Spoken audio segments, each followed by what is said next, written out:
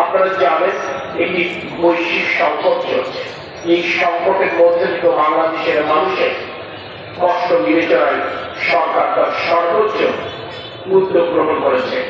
কোনোভাবেই যেন খাদ্যপণ্যের মূল্য বৃদ্ধি না পায়, কোনোভাবেই যেন জ্বালানি, বিদ্যুৎ কিংবা অন্য কোনো কিছু মূল্য বৃদ্ধিকে পবিত্র মাসের রমজানে নতুন করে কোনো কষ্টের কারণ না হয়, এ ব্যাপারে সরকার সচেতন ছিল, সরকার সচেতন আছে।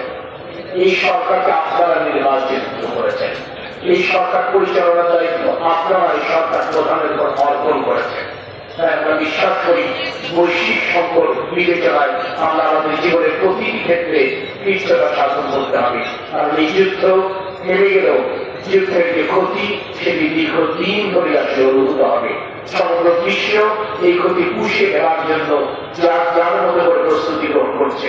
আমাদের স্বজন, আমাদের বন্ধুরা পৃথিবীর যে প্রান্তে চলে আছে তাদের সাথে কথা বললেই তাদের প্রস্তুতি সম্পর্কে আমরা জানতে পারবো। আমি আশাবাদ ব্যক্ত করছি